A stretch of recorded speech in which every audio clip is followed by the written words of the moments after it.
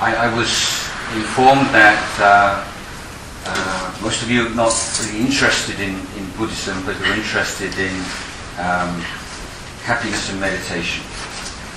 But I will need to preface my talk this morning with a few general comments about the Buddhist tradition, because it will, of course, form the foundation for what I'm going to say.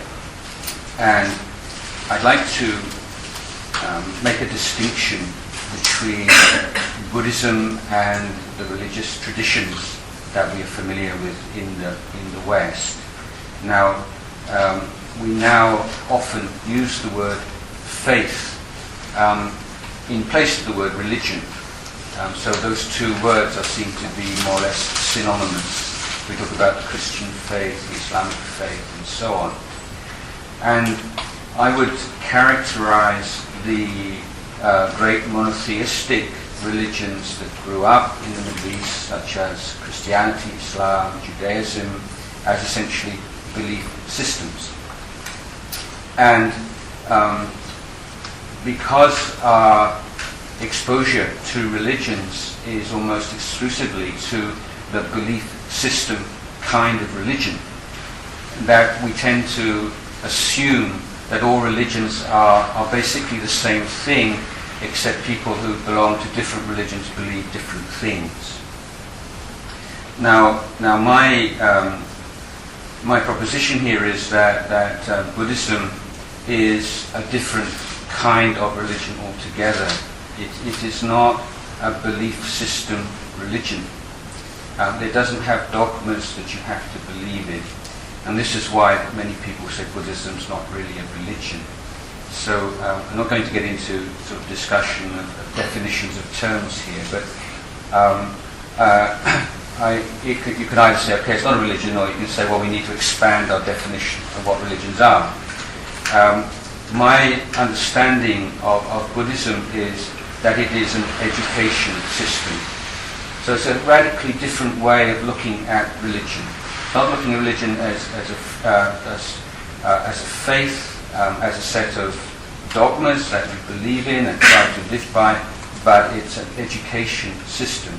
So it's very much human-based, and it's based on, and its focus and interest is on our life as human beings, and what is it really all about.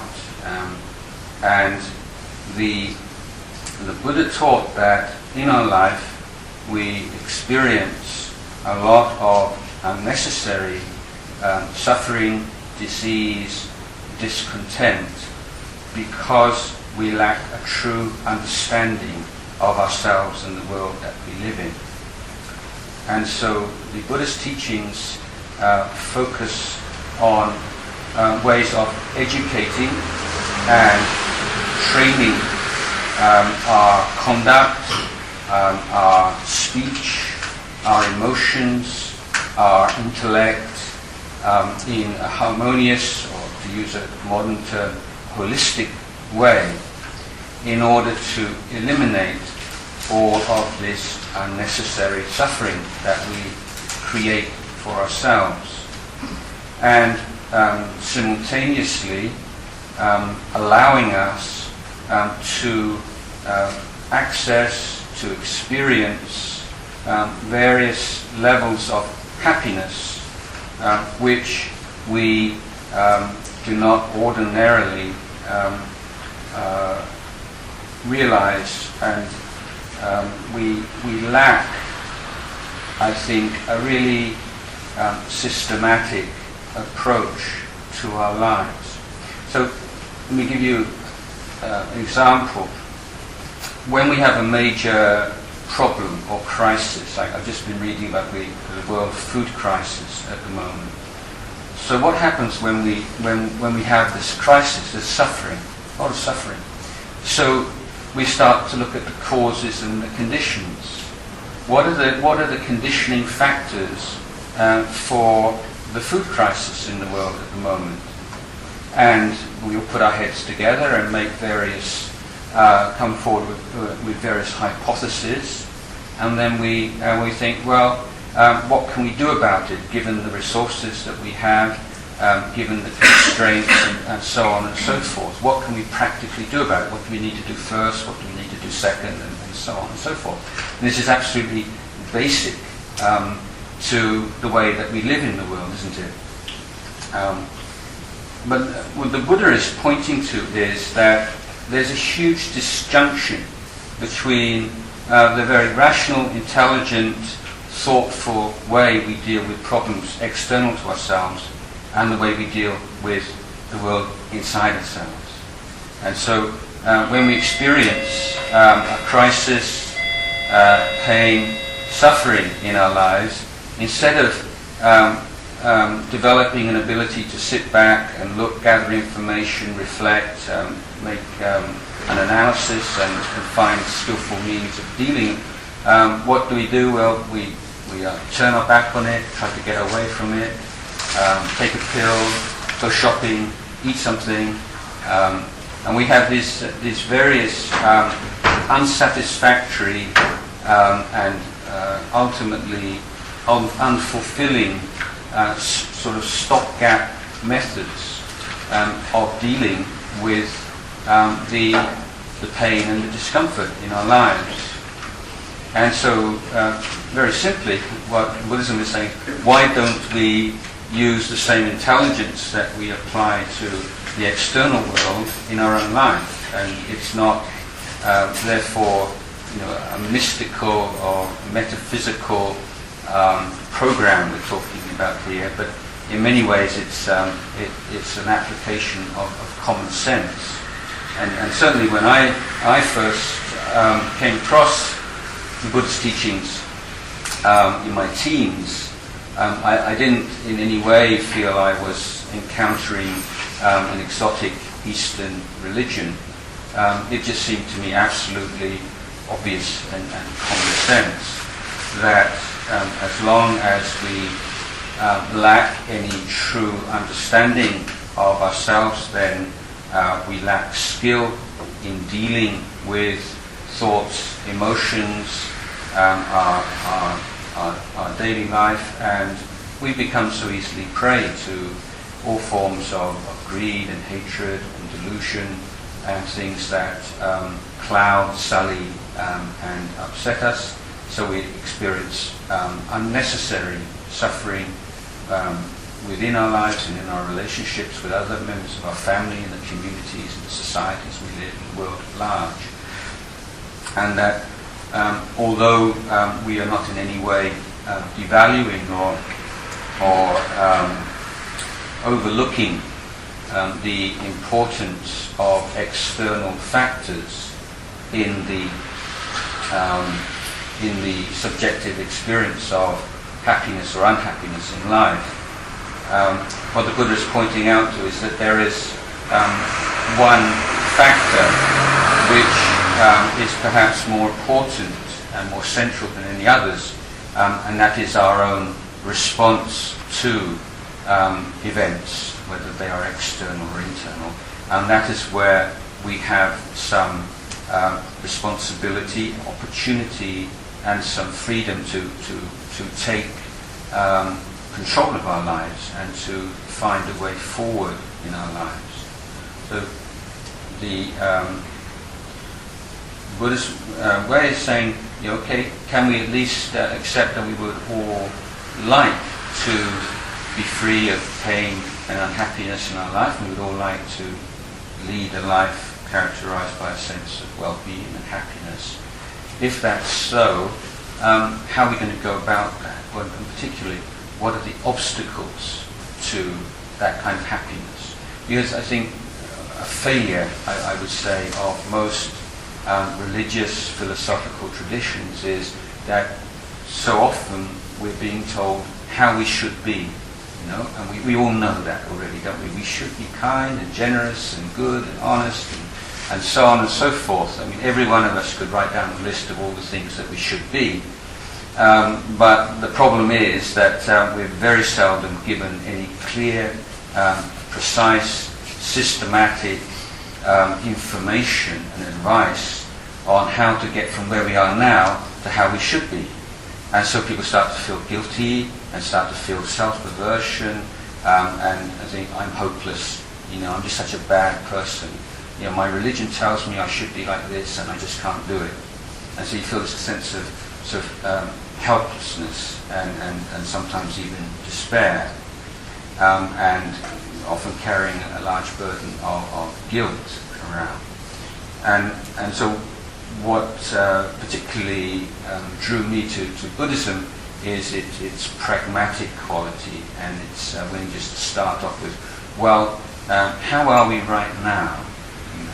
Okay, we can have some goals, we need aspirations in life, but we also need some very down-to-earth techniques and reflections and changes in our conduct and in our general way of life to enable this movement towards our goals and aspirations to take place.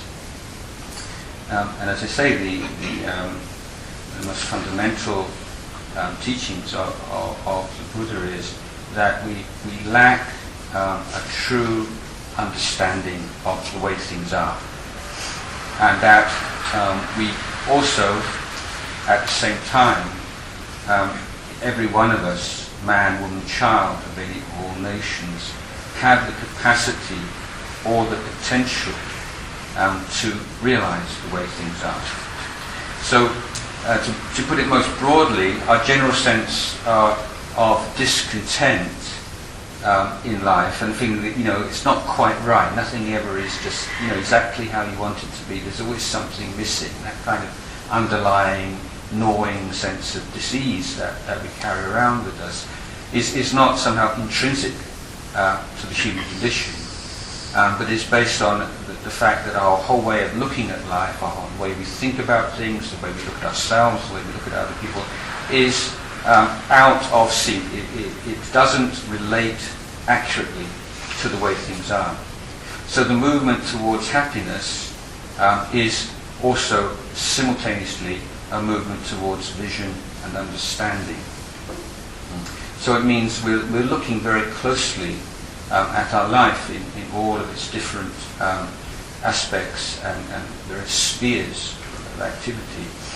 And this is why I think it's very important to recognize that meditation is not some kind of wish-fulfilling gem. It's not some kind of magic bullet that's going to make things all right. You become an ace meditator and then you're happy all the time. It doesn't work like that. And if you're not very thoughtful and reflective about the way that you're, for instance, relating to your spouse, your children, the people around you, your workmates, your friends, your family, if you're leading a very heedless and reckless kind of life in the world, then meditation, well, it may have a sort of band-aid kind of benefit for you. You might be able to get by. It might reduce your need for tranquilizers or sleeping pills, make you a little bit more relaxed. But that's all. And I think that meditation within a context of a whole sense of spiritual effort, transformation of all areas of your life, when it's firmly embedded in context, is when meditation becomes truly transformative, and really you can see some wonderful changes in your life. So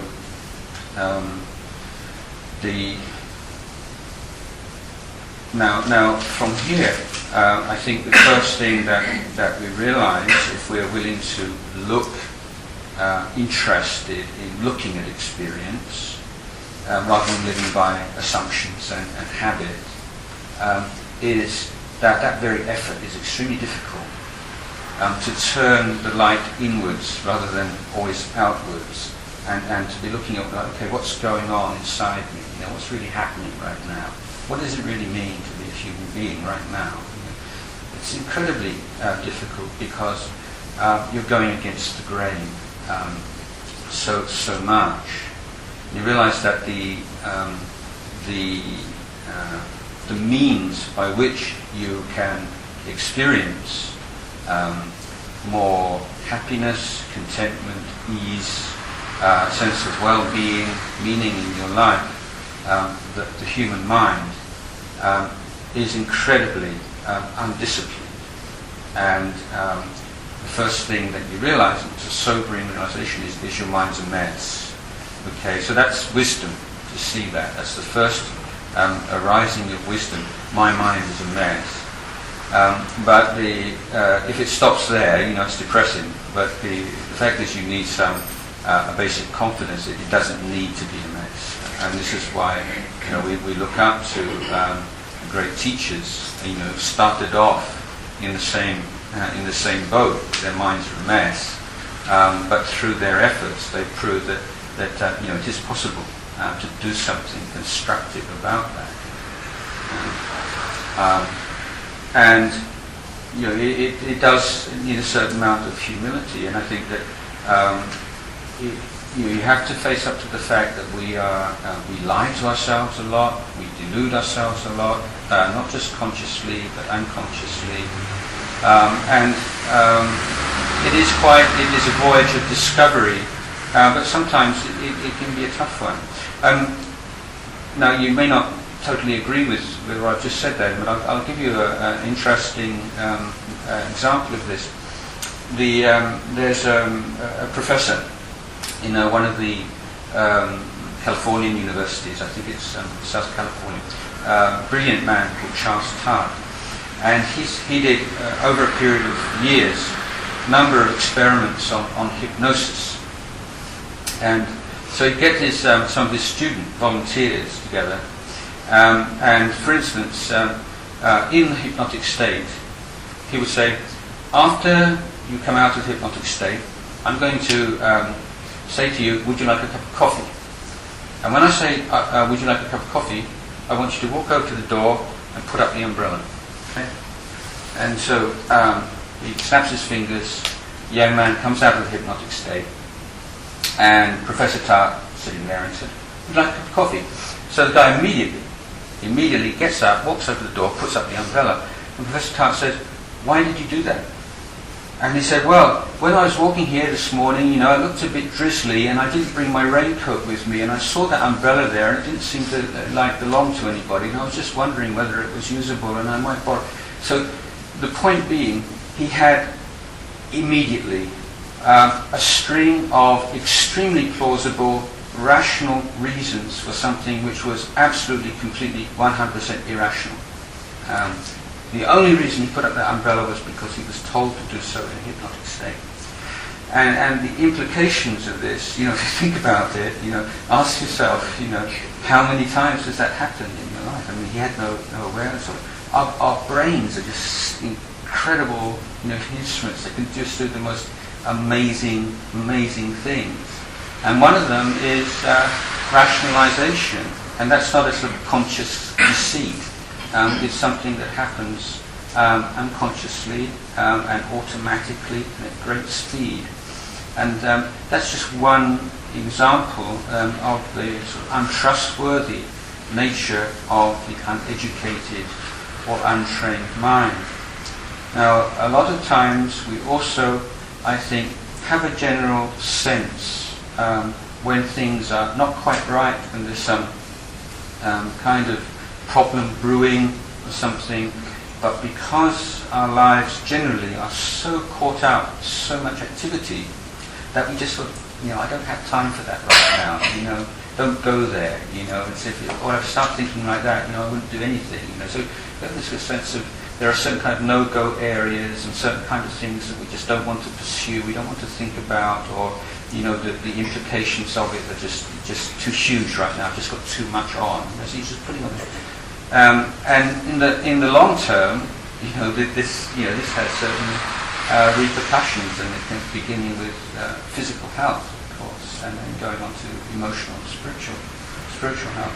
So what the Buddha is saying is we have to find time in our daily life to stop, just to put everything down, just for a short period of time at least, and to just be nobody for a short period every day. You know, you're somebody all day. You know, and there are all kinds of different people. You know, maybe you're a daughter, you're a mum, you're a sister, you're an employee, you're an employer, you're a friend. You're so many different people you have to be in the day, and they all take their toll. And so, just to be able to stop and just to put all that down a certain period of days, it's wonderfully relaxing. But that's not the end of it. The relaxation is a kind of a byproduct, if you like.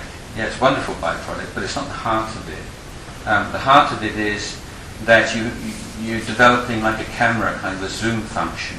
You're able to zoom inwards and look at just exactly what's going on in a very precise kind of way, but also to zoom out of your daily life and just look at the big picture, because that's what's so easily lost. And we can see we tend to lose our balance in life so much. Some people, of course, go to the extreme of becoming very idealistic people. It's just my ideal is up there, and so the classic kind of story, walk into a puddle or something because they're looking up at the sky. So someone who's so kind of absorbed with ideals and very kind of naive and lacking in care and attention to the details of daily life. Whereas other people, of course, get so kind of obsessed with the details they forget what you're doing it for in the first place. So that ability to withdraw from life and from one's various responsibilities a certain part of the day is the very first step in developing the sense of well-being and happiness and an ability to re-evaluate or to that nice thing to recognize. We're recognizing what we're actually doing. We're recognizing, looking again, looking afresh, and we lack that freshness in life. Going back to that, the point about the hypnosis again. I always found, watching documentaries or reading it just seems a bit phony. So it uses, this kind of you're feeling sleepy, you're feeling sleepy. So you think, come on, that doesn't look real. They're just acting or something. So I spoke to someone, who's a hypnotist, and I said, is that for real? Is that really possible? That you can hypnotize people? And he said, yes. Well, the basic fact is that most people's consciousness is only that far from hypnosis, from the hypnotic state. So all you need is just a slight nudge and you're over the edge. See, because so much of our life we live on automatic pilot. We have to, at a certain extent. We can't be thinking and reflecting, and it's just too much going on, so we take shortcuts. But what that means over a course of time is that our mind tends to go into very deep ruts and conditioned and habitual ways of relating to each other and to life, and we lose that sense of freshness and wakefulness. Now the word Buddha means the awakened one, and so spiritual life in Buddhism is conceived of a process of awakening, waking up to life, waking up to what's going on right now. So it's not a matter of believing in things, because if you believe in things, then you're always going to have a sense of a certain amount of tension, a certain amount of if you take belief as this sort of your core virtue in life, you're always going to find doubt as a kind of a demon and something that's threatening, or meeting people who have different beliefs can be quite challenging. And it's very hard to go beyond the sense of us, we who believe like this, and they who believe like the other. So putting more focus on awakening and being awake and aware. And the most practical way to begin to do this, as I say, is giving yourself some time every day to be with yourself and to be with the way things are. And this, I would argue, is in no way as some kind of selfish endeavour, in the sense that the more inner peace, contentment, happiness that you experience, then the more happiness and peace that you have to spread around. It affects the way that you relate to your family and friends and the people around you. It's not something that's a kind of just sort of putting money in the bank and, and it's yours and no one can touch it, but it should be hopefully affecting your whole life.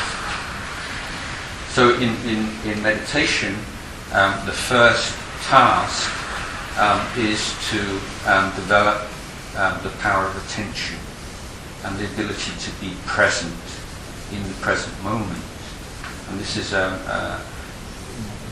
something which really should, in a civilization as advanced as this one, be considered absolute basic mental hygiene. Just as you teach children to wash their hands after they go to the toilet.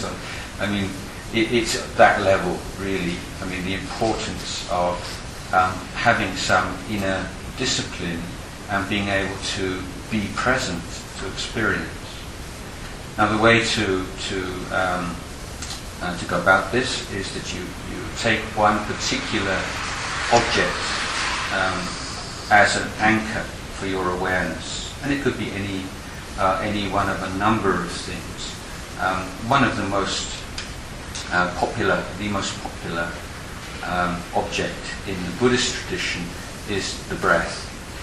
I think this is a good example. You don't have need any great leap of faith. You have to be a Buddhist, to be aware of your in-breath and your out-breath.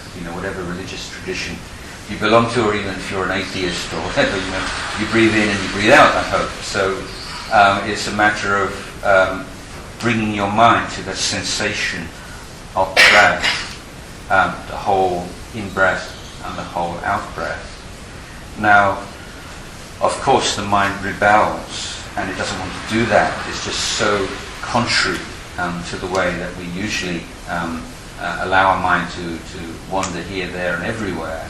So there's a certain amount of tension involved, and the virtue which you rely on the most to begin with is patience.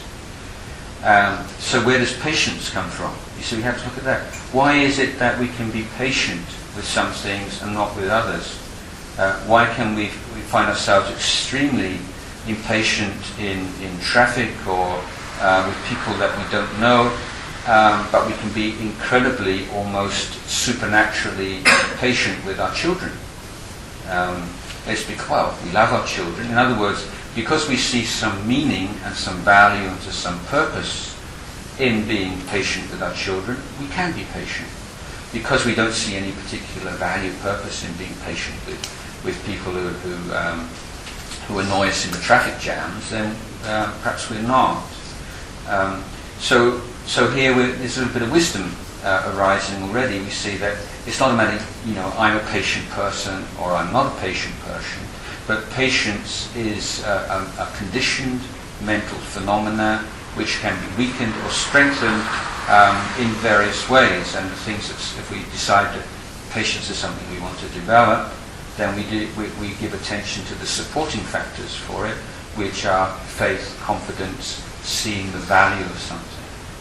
So in the case of meditation, if you decide, meditation is something that I really see would be of value in my life, it's something that I want to develop, and so I'm willing to be patient with mental agitation and the difficulty of doing it.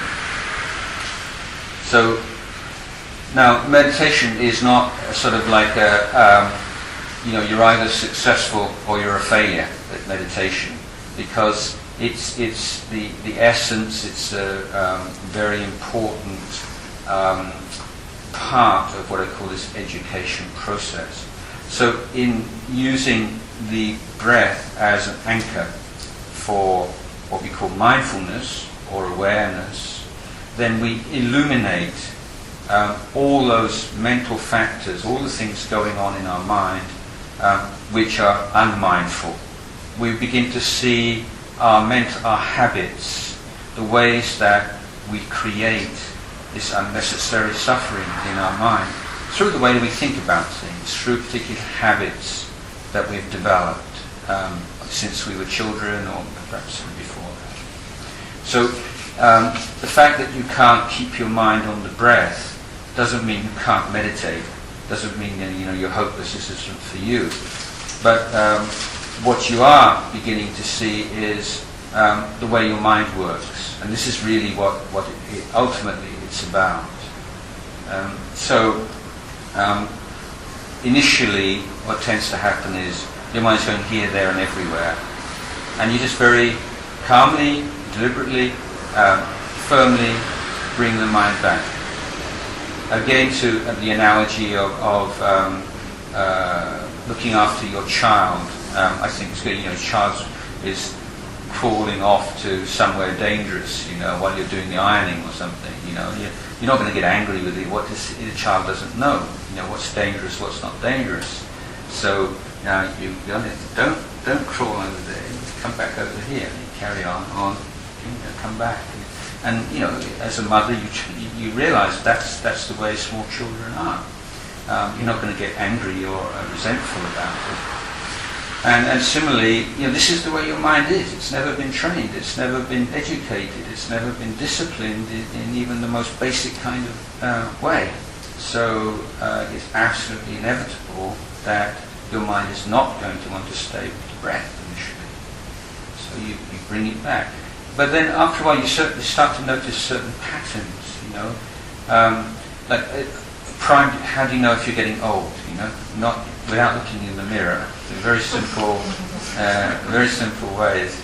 If you notice when you're meditating, most of your wayward thoughts are about the future, then you're still young, or young at heart. But if the vast majority of your thoughts are about the past, then that means that you're getting on a bit, okay? So there you go, it's a way to know. But then you begin to see, that there are thoughts of the past and thoughts of the future. So you may well have heard, this idea, familiar with this idea of learning to live in the present. But it's important to clarify that a bit. This doesn't mean just to kind of forget the past, don't think about the future, just enjoy the present moment. I mean that's obviously not a very functional or even safe way of living your life. But what's important to recognize is that the vast majority of the thoughts that you have, most of the time that you're thinking about the past, it is in no way beneficial to you in the present. And the vast majority of the thoughts that you have about the future, similarly, are not of any benefit to you in the present. So you're taking your present sense of well-being and welfare and benefit and ability to fulfill your responsibilities as your criteria. So in the case of meditation, then you are going to cut off almost all thoughts of the past. Thoughts of the past that may be a benefit would be having received instructions on how to meditate, and in the meditation process you perhaps reach a certain kind of problem or difficulty, then it pops up in your mind. This is, the teacher said at this particular junction you should do this rather than do that, or beware of this, beware of that. So that's a thought of the past, which you certainly don't want to ignore. Similarly, thoughts of the future, they have a place. Not so much in the meditation, but in daily life, of course. We have various things that we need to attend to, and we need to decide which are the important ones, which are the unimportant ones, which are the ones that need to be seen to immediately, which are not so urgent. And so we do the important and the urgent ones first, and the unimportant and unurgent ones last, if at all. I mean, this is obvious that nobody at all wants to eliminate that kind of thinking. But the idea in Buddhism is what we're trying to develop is a freedom, an inner freedom and liberation, where thinking is our servant rather than our master. And for most of us, thinking is the master, and we think because, we just think. We don't like kind of a vacuum. You've got to fill it up with something. If there's something that you really need to think about, then you'll find something. And so spend a lot of time daydreaming, or just going over and over and over the same old things again and again and again and again. Or maybe you get a little bit bored, a little bit depressed, and you just think of some good thing that happened in the past, or you think, never mind, next week I'll be going on holiday, and so you're constantly sort of consoling yourself and trying to get away from present disease, here functioning as this sense of boredom and lack of interest, by thinking of something, using memory and imagination as a strategy to deal with present discontent and dis-ease. So what Buddha is saying is that's not the most intelligent way of dealing with life, and there's a better way. And in meditation, we're learning to recognize thought as thought, and feelings as feelings, and emotions as emotions. Now that may seem, tautologist, it may seem obvious, but it's not. I mean, after you've been thinking for a while, and you say, well, what were you thinking about? Yes, you could say, I was thinking about this and that. But what we start to observe and notice is that at the moment that we're thinking, we're not aware that we're thinking, really, when there's a feeling. We're not experiencing thought, as a mental phenomenon, a feeling or emotion as an emotion. So there are two things here, two modes, two aspects. You have the phenomena in terms of content and then process. Okay? And so our minds are habitually obsessed on content rather than on process. And what we're doing in meditation is learning to move away from that way of looking at things and seeing things in terms of process. Now, in terms of process, apart from, say, content, you may be thinking, well, what am I going to have for lunch today? Okay, that's just kind of thought pop up in your mind. It's getting late, what should I have for lunch today? Okay, nothing wrong with that. But what tends to happen is because of the unnatural or overriding interesting content, then the mind tends to grasp onto that and then make a story out of it. So then you say, well, maybe I'll have this, or maybe shall I eat there, or shall I eat here? And so your mind carries this on. So this is a very important thing to observe with thinking, that there's an initial impulse, and it may be, you're sitting and you hear sound of somebody walking about the street, and so you hear somebody say, let's go and buy an ice cream. And you hear that, and immediately you say, yeah, ice cream. Yeah, I wouldn't mind an ice cream. Yeah, that's a good thing. And so your mind takes something up that just comes into your mind and runs with it.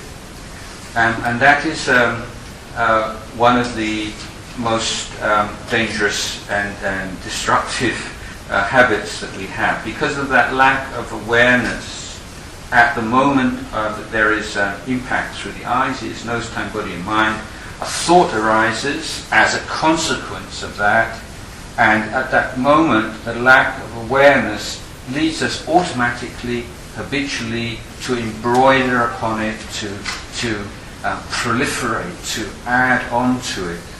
And in many ways it can be not just a waste of time, but can actually lead the mind to be depressed or anxious and so on and so forth. So in meditation, what you're learning to do is to develop this sharpness and clarity of mind. And so it's that when there is a thought arising, before there can be that addition and the story and so on and so forth, there is awareness not just of the content of the thought about ice cream, but the awareness of the thought as an event, as a mental event, something that has just arisen in your mind and will very shortly pass away.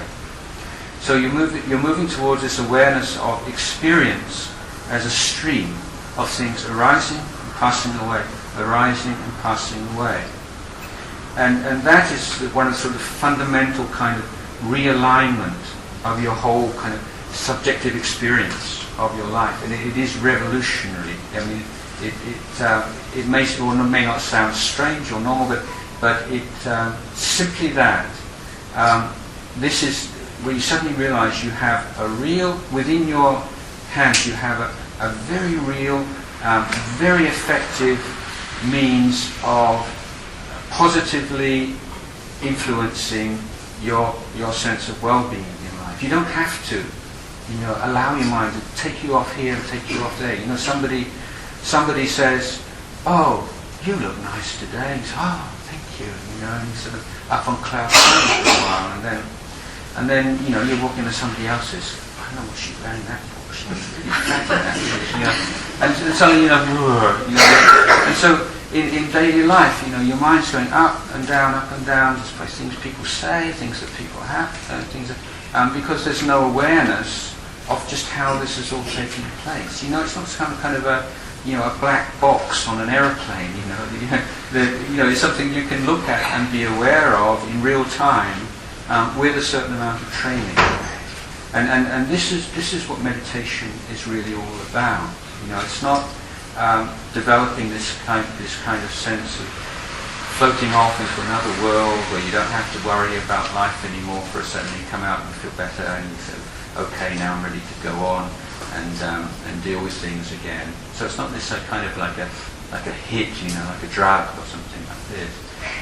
But it's a very effective way of changing your whole experience of life, and a very important, fundamental way of reducing and eliminating the kinds of mental habits that cause unnecessary suffering and discomfort. So the power of what we call mindfulness. Now, when you develop that on the breathing, for instance, just a technical point here and a tip, if you like, is that how you think about meditation is going to influence your experience of it, and perhaps it applies to all activities. But with meditation, if you think, "I've got to concentrate on an object," and suddenly it's a task, and it's kind of, brings up all kinds of energies about, "I've got to do it, can I do it? I probably can't, I'm hopeless," and all these kinds of things. So how can we avoid that? And secondly, is there a way of looking at meditation to reduce the interest in the distracting thoughts? And so the answer is yes, by creating a sense of enjoyment of the meditation object, because it's fundamental to the way we live. That it's easier to be with something you enjoy than something you don't enjoy, and that often you will observe that the reason that your mind doesn't want to stay with your meditation object is because it enjoys thinking about something else. So if you can create a sense of interest, enthusiasm, enjoyment of your meditation object, the likelihood that your mind's going to wander off in search of greener pastures is much reduced. So one way of looking at meditation, and I'm offering this to you as a suggestion, you might try this, is just think, okay, my meditation is to enjoy an in-breath and enjoy an out-breath. You just think, what does that mean? What could that mean for me? To enjoy the sensation of inhalation and enjoy not just the beginning but the whole duration of the breath, because the point here is we're learning to sustain attention. It's what happens when mostly we are addicted to stimuli. So a new stimulus arises, and it's not difficult to be interested in that. But then the interest not being sustained falls away, we become bored, and we look for something new. And this is the tendency that we're going against in meditation. We're taking an object like the breath, which is not incredibly exciting. But the fact remains is, if you are willing to be with the sensation of the breath in the present moment, it is intensely enjoyable.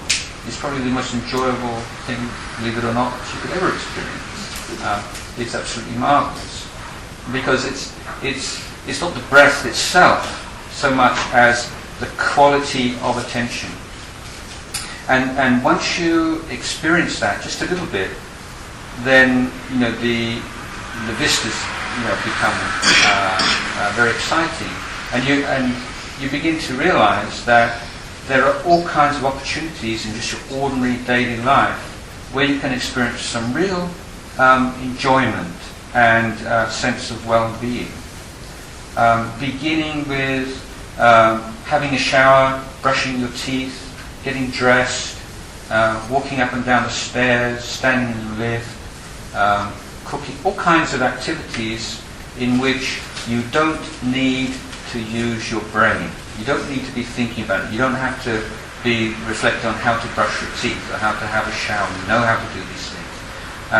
But what generally happens is with our daily activities, which don't demand a lot of thought and reflection, the mind daydreams, or you just fall into this whatever what's the daily worry today, the daily anxiety, or the something or other, just something to go on, to just keep on going on. But now you're saying, well, okay, let me see if I can enjoy brushing my teeth. What would that mean? How could I enjoy brushing my teeth? How could I enjoy having a shower? I mean, I'm not talking about sort of the sensual thrill of it, but the sense of incredible kind of well-being and groundedness that we can experience when we can just do something simply to do it well, to do it with a sense of respect and a sense of interest, and to be there with that particular action. So this is if you can develop this kind of skill, you can punctuate your day, which may well be full of all kinds of activities and interactions, but with just short 1 minute, 2 minute, 3 minute periods of just coming back to yourself, standing in a lift. You don't have to look at the mirror. Just sort of, in the lift, you can just sit quietly and breathe in, stand quietly, breathe in, breathe out, just be totally there in the lift, walking to your car. And so coming back to yourself, re-establishing attention, not allowing some particular train of thought, some particular emotion to just carry you with it. And you're taking some responsibility, if you like, a sense of self-reliance. And the practice of awareness, I'm talking about, it does have ethical dimension. And I think this again is something I'd really like to stress here. If we say, well, just being whatever you're doing, so let's say cracking a safe, breaking into a bank, totally there, totally present. Is that what you're talking about? Well, if it's not, why not? What's the difference, between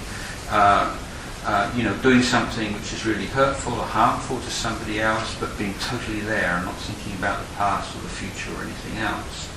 Well, the point being that the kind of awareness and presence of mind which is liberating, which is spiritually fulfilling, is one in which there is the recollection and the awareness of context, awareness of repercussions, the awareness of what's really going on here, the big picture. And so the Buddhist teaching is that there is an enlightened state. And the Buddha realized it, and his greatest disciples have realized it through the ages.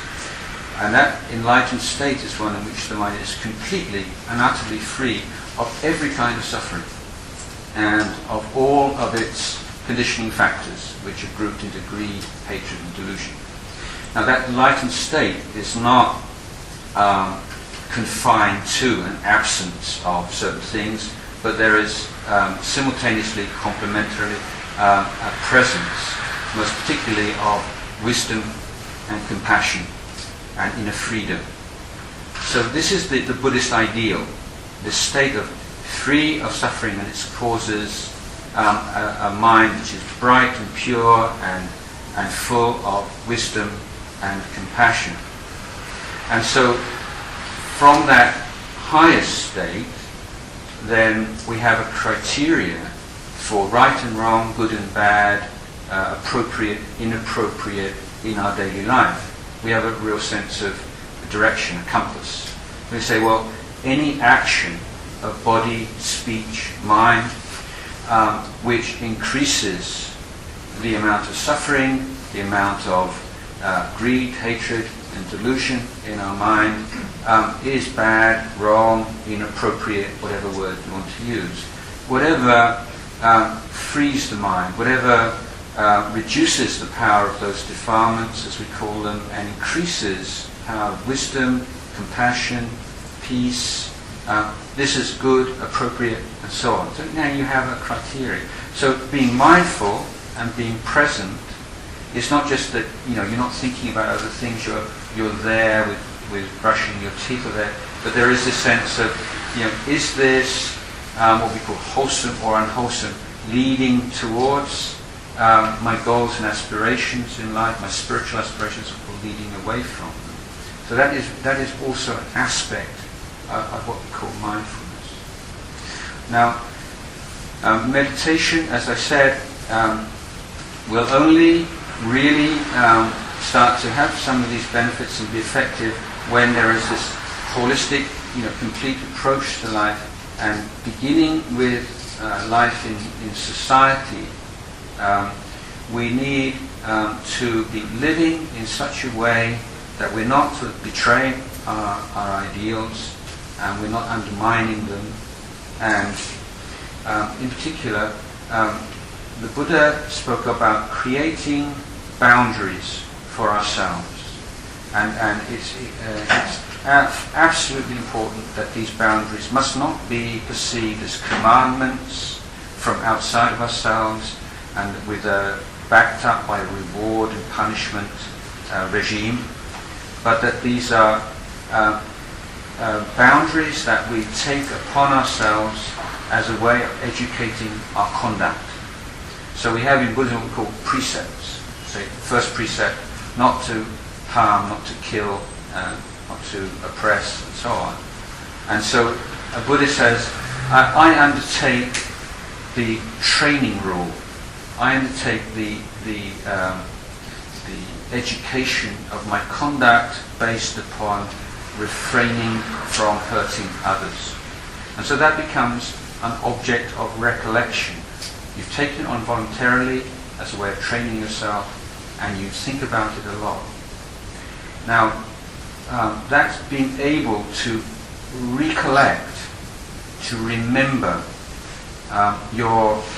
those standards and those boundaries is the essence of the education in the external sphere. Okay, so this mindfulness, awareness of the breath means not allowing yourself to forget the breath. And in daily life it means developing ability not to forget the standards that you've adopted, realistic, workable standards, and having them in the forefront of your mind and being able to recollect them, not before and after some kind of crisis, but at the moment of the crisis itself. And so creating boundaries and finding the means and training, educating yourself to live within those boundaries gives rise to self-respect and self-esteem. Now when that is allied to a practice of giving, sharing, service, those are the two fundamental pillars on which spiritual effort, spiritual progress must be based.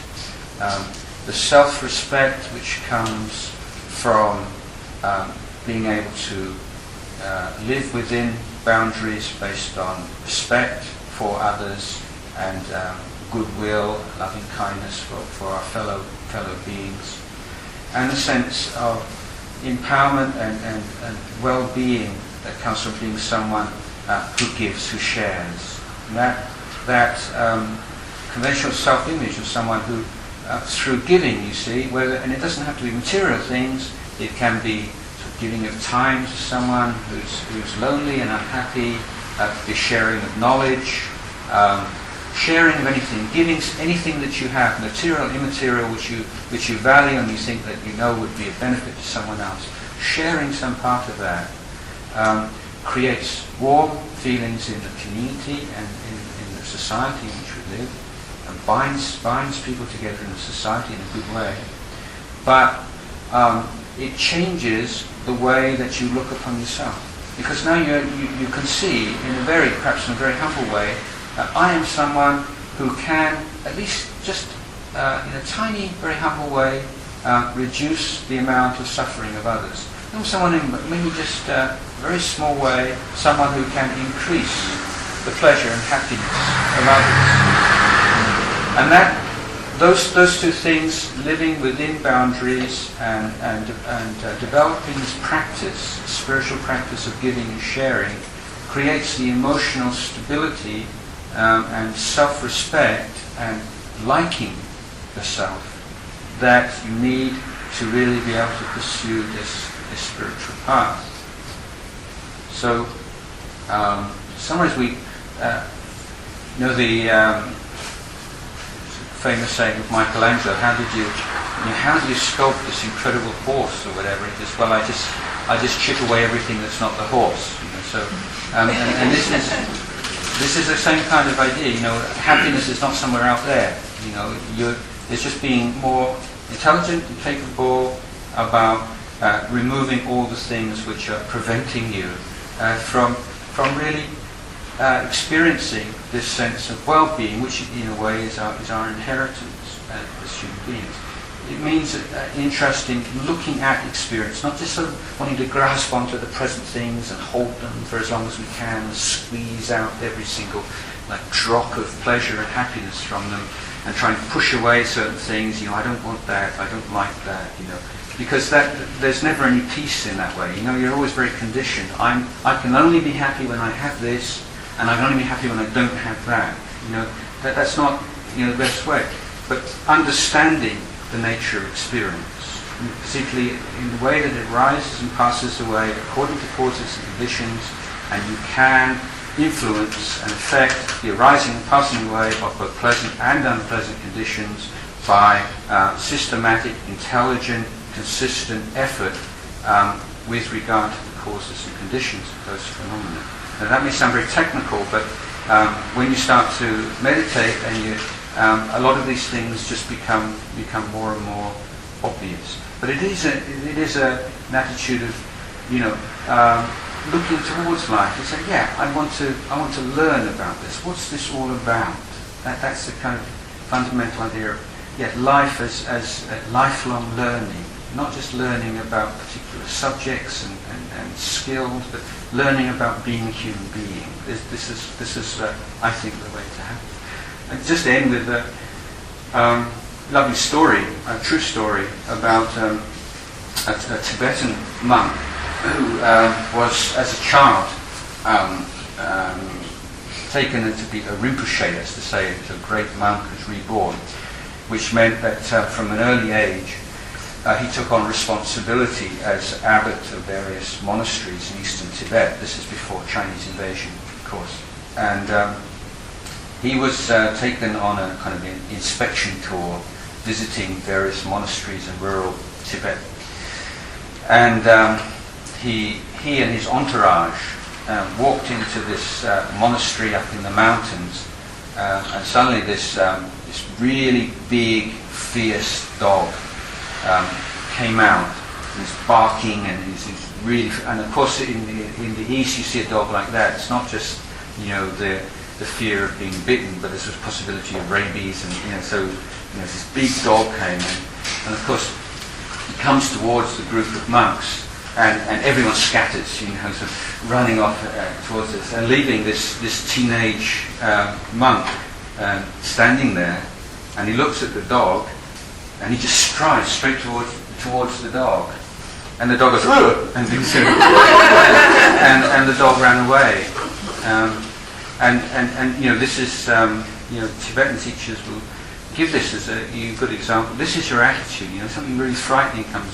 It's not always the safest thing to run away. Sometimes you just developing that inner power. And whatever comes. And I feel I have the inner resources, and I have the mental stability and calm, and I'm willing to look right into the dog's eyes and just because in the end it's just that. It's nothing more than that.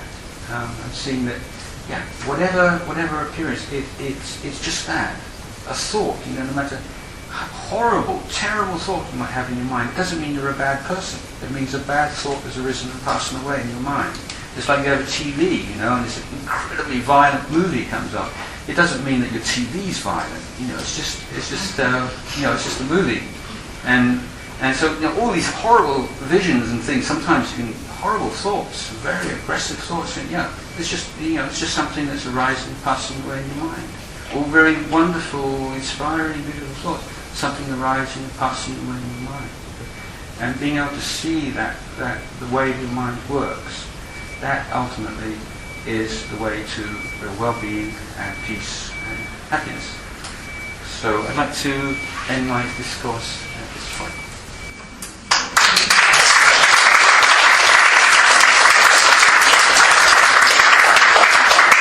Anybody like to ask any questions? Sure. Can you recommend any books in needs introduction to Yes, well, so there are various kind of different kinds of book. Some that are sort of more general introduction to Buddhism and street Buddhism and the whole kind of Buddhist thing. Others more involved in the Buddhist teachings as such. Perhaps what I would suggest is that there are these days a number of very good websites in which you can sort of pick and choose the kind of where your interest is, and of this school of Buddhism, there are a number of a good place to start is a website called Access to Insight. That's one word, accesstoinsight.org, which is a website run by an American monk who is also trained in Thailand, who now has a forest monastery in California. But he's collected a lot of the basic texts and some meditation works, introduction to the history, the teachings, and you can sort of look through something like that.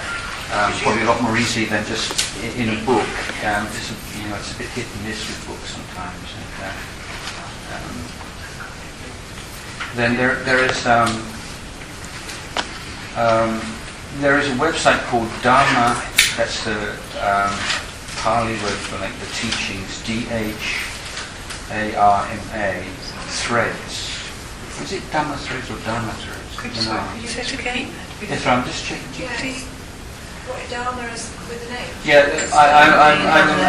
I'm not quite sure about this one. It's either DHARMA or DHAMMA threads. Yes, you see, that's the Pali form of the word, and there's a Sanskrit word, and this school of Buddhism uses the Pali form and the other. I won't get into all of that. But I think that this website collects discourses, talks by all the Western monks in my tradition, and so if you'd like to listen rather than read, there's a huge number of talks on any number of topics, all given by English, American, European monks. And that again might be more interesting and enjoyable than plowing through the literature. Sorry, dharmathreads.org. Yes. Having listened to you today, one wants to pursue learning how to meditate.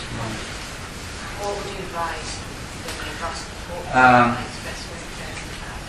Yes, because I've just myself arrived in Brussels, then I'm not really sure what's out there in Brussels itself. Although I was just told there's a centre an hour's drive that someone invited us to go today. Where was that place? Near Nami, it's a Tibetan center. Oh, it's a Tibetan centre. I would. It is possible to begin meditating by yourself without an incredible amount of teaching. But ideally, if you can go on a short retreat, so that you can really get a feel for how to apply it in the initial stages, to have some input and some teaching. And the place that I would recommend is one of our monasteries in the UK, which it's only a couple of hours in the train, isn't it, from here? And so again, a website for you is Forest Sangha. That's FORESTSANGHA.org, and that has the addresses and contact numbers for monasteries in the UK and Europe. We also have a place in Switzerland. And they run regular retreats, weekend retreats, longer retreats. And I think that's probably the best way to really get established in practice.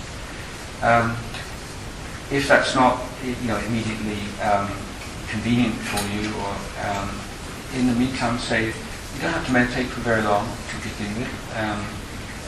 It's more like any kind of physical exercise. You just gradually increase the time, just doing yoga or something like that, and maybe 5 or 10 minutes to begin with. And one, I've talked before, sitting in a posture. All you need to remember is, one, you need to be sitting still, not fidgeting. And because the stillness of the body will help you to be more still in the mind. And secondly, to be sitting up straight, because whereas you're sitting cross-legged or sitting, with your hands in sort of a classic posture like this or like this, basically you just want to be sitting comfortably. But what sitting up straight is, one, if you're like this, very easy to get sleepy. And secondly, the upright posture, if it is not like really too tight, but sort of relaxed upright posture, is one in which you have a sense of independence and self-reliance, which again is very helpful to promoting the kind of mental qualities that you're trying to develop. Keep the eyes closed, and to begin with, just pass your attention down through your body, from your head through your face, because tension tends to accumulate some people in their faces, often in your shoulders, maybe in your chest, your tummy, and just sort of pass your attention just down through your head, down through your shoulders, and just relaxing the body, and just be present. Just what's it feel like? Just to be sitting right now. The body just breathing in, breathing out. And you need to begin with, just to remind yourself, what I'm really trying to do now is to be present, to be aware, awake in the present moment, and just remind yourself this isn't a time to think about the past or to think about the future. If you've got something that's on your mind right at the moment, some particular kind of issue or problem, you just tell yourself very gently, look, don't get into that right now. This isn't the time for this, okay? All your instructions you want to write at the beginning. You don't want to have to be thinking about these things once you've started meditating. But you just give yourself these instructions at the beginning, and then start to be with the breath. Now, after you have this sense of just sort of contentment, and then you focus your attention on the particular part of the body where you experience the breath most comfortably and most clearly. And for most of us, it's either within the nostril or at the tip of the nose, around the top of the lip. Some people may feel it in the chest area or in the belly. It doesn't really matter, but you choose one particular spot, and then develop that, sustaining your attention, holding the breath and holding the out breath. Just developing a sense of interest, enjoyment of it, so you're just enjoying the in-breath, enjoying the out-breath. So it's one breath at a time. Let's think I've got to do this for 5 minutes or 10 minutes or 20 minutes, to say just one breath at a time. Can I be present to one whole in breath and one whole out breath? And you start again, one whole in breath, one whole out breath. Now there are various kinds of what we call skillful means or auxiliary techniques that help you to do that. And a kind of a warm-up method, which is quite useful, especially if your mind's very agitated for some reason, is to count your breaths. Now, the way to do this is your inhalation, you count 1, exhalation 1, inhalation 2, exhalation 2, in 3, out 3, in 4, out 4, in 5, out 5. And when you get to 5, you start again, and you start counting 1, 1, 2, 2, 3, 3, 4, 4, 5, 5, 6, 6. Okay. Then you start again, 1, 1, 2, 2 to 7. And then you count 1 to 8, and then 1 to 9, and then 1 to 10. And that's your initial goal. Can you be mindful and present for one cycle, meaning a count of 1 to 5, 1 to 6, 1 to 7, 1 to 8, 1 to 9, and 1 to 10. Now, why that particular technique is a good one to begin with is that it's easy to get discouraged, particularly when you're practicing alone, and it's in the sense that I'm not going anywhere, it's the same every time. That may or may not be the truth, but having this very simple, measurable goal in the beginning will give you a certain amount of self-confidence. You start, I can't even do this, I don't even get beyond 6 and my mind's gone already. But by persevering with it, then you find, yes, you can do it more and more easily. And so now you can say, well, yes, last week I couldn't do that at all. Now I can do it 2 whole cycles or 3 whole cycles. And so, yeah, this is something I can do. So that's important. The other particular value of this technique is that when your mind wanders, you become aware of it extremely quickly. It can't just become a mechanical kind of thing, which actually one part of your mind's on like a mantra or something, and the other part of your mind's sort of wandering all over the universe. But you can't remember. The moment your mind wanders, am I counting to 6 or to 7 or to 8? So the fact that you're changing the number that you count up to means that if you do wander, you're aware of it very quickly. So the counting is a good way to start. One, because it enables you to be aware much more quickly when you get distracted, and 2, because it is kind of a measurable thing that you can see you're improving with. But after a certain period of time doing this, say maybe 3 cycles, it becomes a bit burdensome. It's a kind of coarse method, and so then you want to just leave the counting and then just go to the sensation of the breath, and that's much more subtle and ultimately so I would say, like with that counting, you can start off doing that at home for sure, and if you can find the time to do a weekend retreat, I think that would be the best. It's something that you do in a kind of a formal situation with a group of people, and you get some kind of foundation, and then you can take that away and do it. You obviously use breathing rather than a mantra. You've given one reason why it's a good idea for a beginner. Many people in my tradition, many monks use a mantra, and it's not. It draws the attention too. Yes, these are all ways of just creating a bond or a glue, as it were, between your attention and your object. And some people really like mantra. And the thing with the mantra, you want to use a word which has some real meaning for you, and it's a 2-syllable word.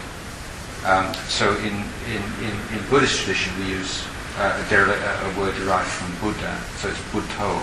So you divide it into 2 syllables. So on the in-breath it's Bud, and on the out-breath To.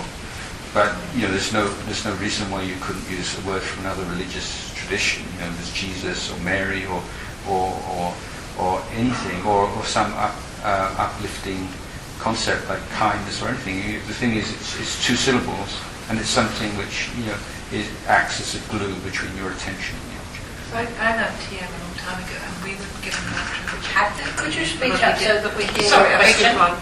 Yes, I learned transcendental meditation a very long time ago, and we were taught that the word should have no meaning because it has no connotations which might distract us into contemplating the meaning of the word as opposed to simply using it to stop your mind from becoming distracted by passing thoughts. Yes, it's both right, really. Yeah. I mean, that's one. It's just another technique.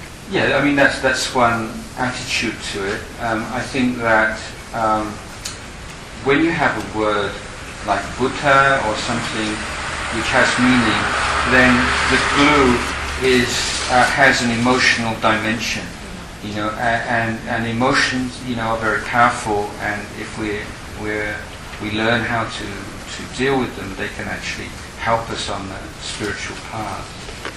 And sometimes, if you're meditating on the breath and it gets a little bit stale, I mean, talking about meditating for longer periods now, you can meditate on that concept, with the breath in the background, as it were. So, let's say as a Christian, you have so many, you find the figure of Jesus very uplifting. And so after the mind's been stabilized with the breath, just recollecting the qualities and the inspiring words of Jesus. This is a particular, another form of meditation. You can meditate in a discursive way. Let me give you an analogy, like giving up smoking. Okay, so two ways. One, you smoke 20 cigarettes a day, and so you say, right, that's it, I've stopped forever, and then you go through the kind of difficulties and the headaches or whatever, and then until you finally get past it. Or someone else might say, I can't just give up, I'm going to go down, okay, I'm going to smoke 19 for a few days, and then 18, and then 17, and so right. So if you're meditating just on your breath, it's like cutting off your 20 cigarette a day habit, just like that.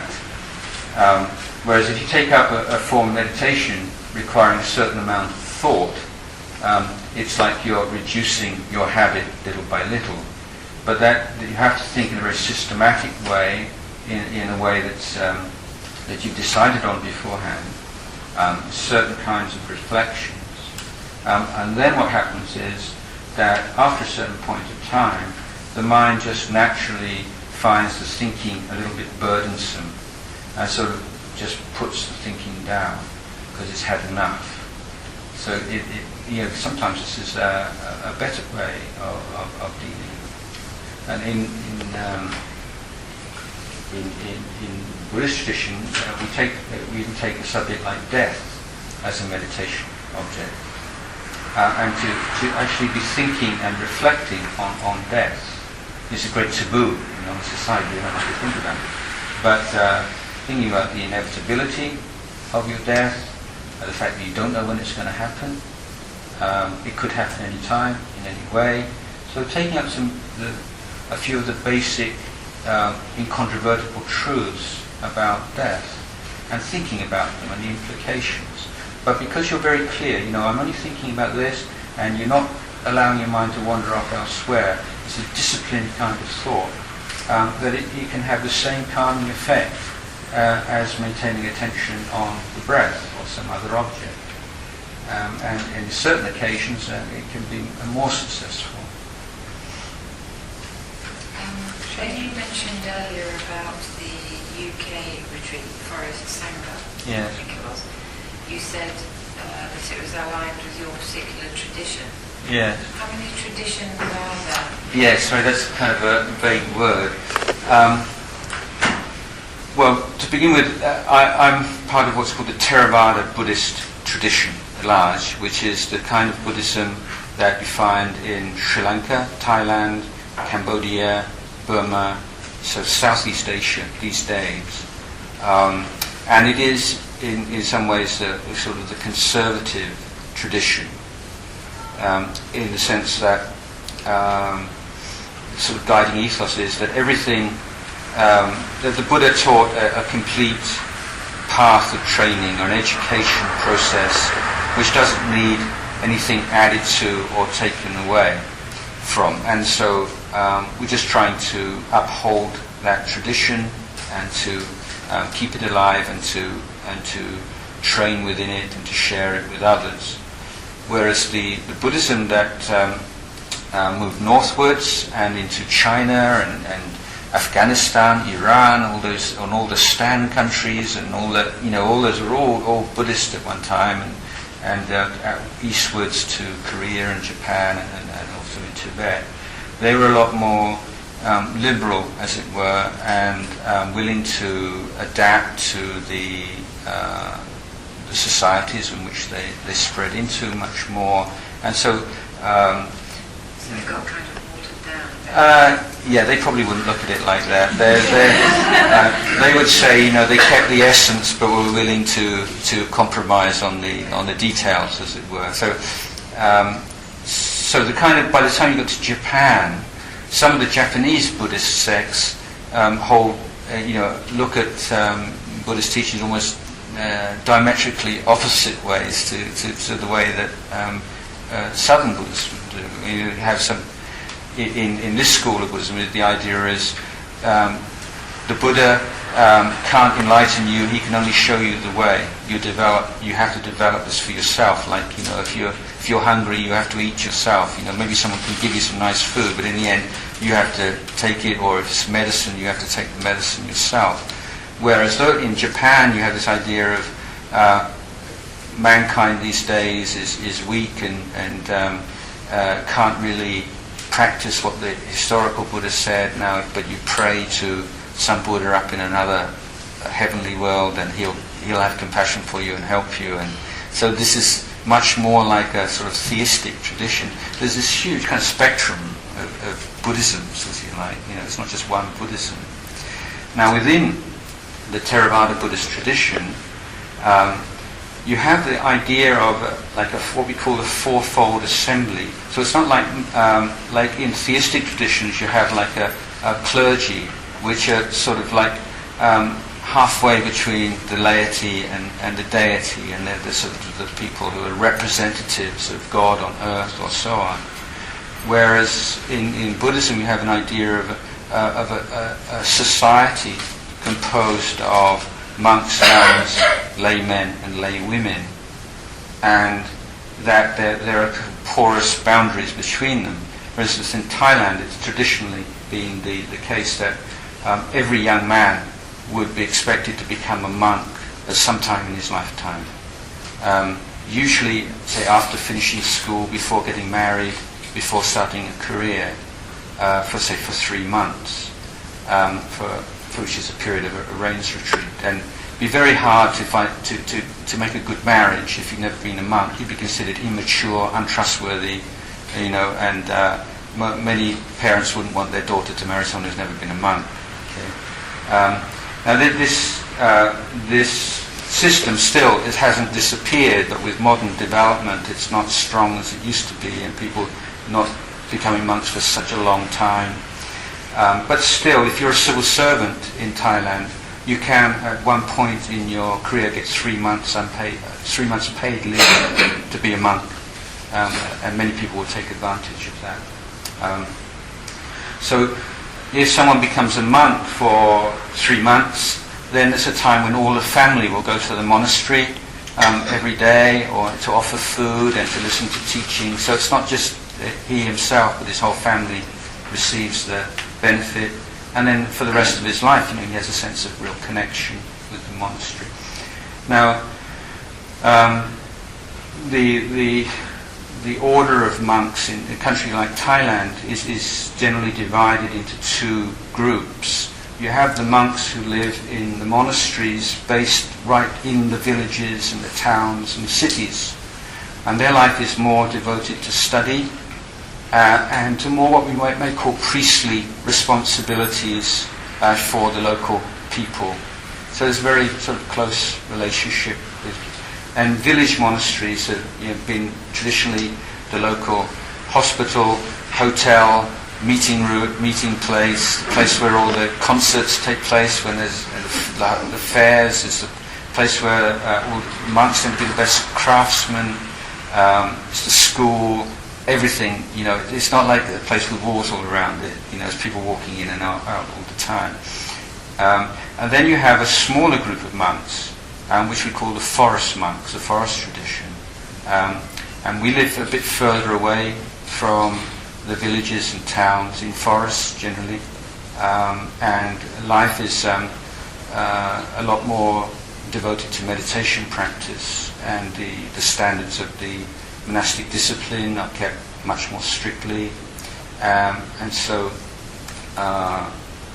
when I use the word tradition, I beginning with the tradition of forest monks of Thailand, but within the group of forest monks with Thailand, there's one great teacher of the last century called Ajahn Chah, and he was quite a remarkable monk in many ways. But one of the things that really distinguished him was that he was a monk who was able to attract large number of Western disciples. So beginning in the late 60s, you had mostly Americans, first generation, either Peace Corps workers or soldiers, American people who, one or two have been like on R&R as soldiers from Vietnam, and got inspired. People have been on one of the air bases there. And then that was the beginning of the sort of the whole hippie overland thing.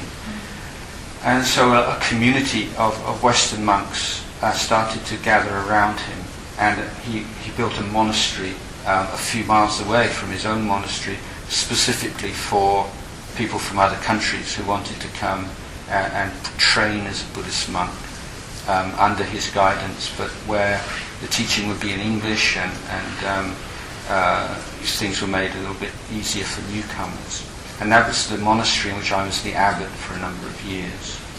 Now, from that beginning, after a few years, started to be invitations to establish monasteries in other countries. The first one was in England, which had a trust set up many years ago, 50 years ago, with the idea of one day having like a homegrown Buddhist monastic order.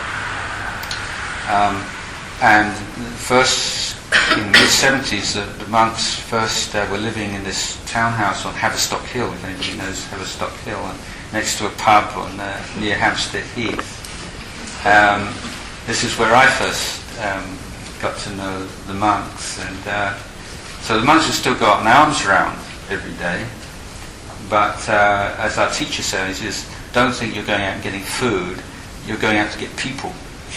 And what he meant by that is, as a Buddhist monk, this is not an evangelical order, and a monk is actually forbidden from teaching anyone who doesn't ask them to teach. You can't go up to somebody and say, look, have you heard the good news about Buddhism, or knock on their door or something like that. There has to be someone come towards you, and then you should. So, but because we dress like this, then often people do come up and say, look, who are you, what are you doing, and so on. So the monks would go walking on Hampstead Heath every day. And then one day it was a jogger passed them, and he stopped and he said, look, can I go back and speak with you? And it turned out that he'd received an inheritance of a forest in Sussex, in West Sussex, with the proviso that he had to maintain it, he had to conserve it, he couldn't do anything to it, and he didn't have the resources, so he's looking for someone to look after this forest for him. And so we're monks looking for a forest to live in. And so, it's wonderful. And so they drove down there, and there was this big Victorian house just about 100 meters away from the forest, which was up for sale. So they bought the house, and that became what is now called Chithurst Forest Monastery, which is just near Petersfield in Sussex. And from there, in the 80s, built another monastery, or established another monastery in the Chilterns, just outside Hampstead. And that's the one, if you go on retreat, that would be probably the one where you would go. And then there are sort of outposts in Northumberland and Devon, and another one near Warwick in central England. And then after that, it spread from there to Italy, and to Switzerland, and the latest one just opened last month in Germany. And then we have monasteries in Australia and New Zealand and America. So these are most of the monks who are running these monasteries have all been trained in northeast Thailand and then have received invitations to begin places in other countries. So that was really my mini tradition there. This is this group of monks, from all over the world who see themselves as disciples of Ajahn Chah, our teacher, who's now passed away. How is it all financed? Is it all on contribution? Yes, there's monks. This is one case where the forest monks keep the rules more strictly. I mean, we're not allowed to touch money. I haven't touched money for 30 years. So it's wonderful. Yeah. And monks are not allowed to sort of canvass for funds or make any demands from lay people for anything. I'm allowed to ask for water if it's available, or if I was to go for a bath in the river and someone stole my robes, I could ask for something to cover me up, so I wouldn't be embarrassed in public. But that's all I'm allowed to ask for, unless someone specifically made an offering. If you need anything, please tell me. For someone like James, my supporter. Or I could ask for something from my mum. I can ask for something from my mum, but I can't ask for something from my sister-in-law because it has to be a blood relation. Yeah, unless of course she makes me. So it's all financed by voluntary contributions. Yeah, and so if I'm travelling, come here from Thailand, I can only do this because somebody says they'd like to offer me a plane ticket because I can't finance my own. A quick question from Margaret. Yes, are there women monks? Do you have nuns, or is it all? Yes, well, I think this is a really big issue in Thailand at the moment, and it's throughout the Buddhist world. There are nuns in Thailand, but they're not the nuns, the original order of nuns They're not teachers. That existed at the time of the Buddha, and this was because the order of nuns in India disappeared, or just sort of became extinct about 1,000 years after the Buddha passed away, so over 1,000 years.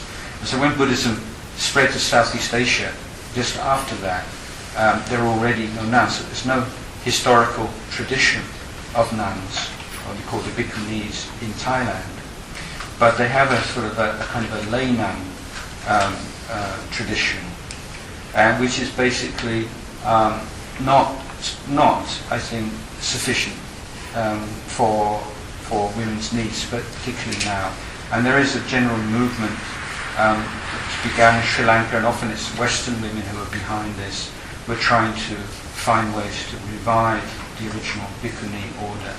So there are various kind of solutions to this problem. It's kind of technical, but I think generally it's agreed that in the Southeast Asian Buddhist countries that there is a need to do something more to create the kind, for women, the kind of monastic training that the men have access to.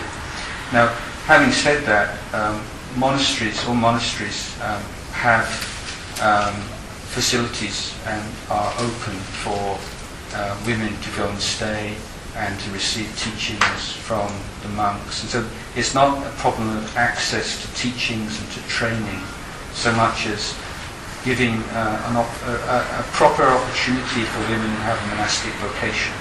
That's really what's lacking at the moment. Thank you very much.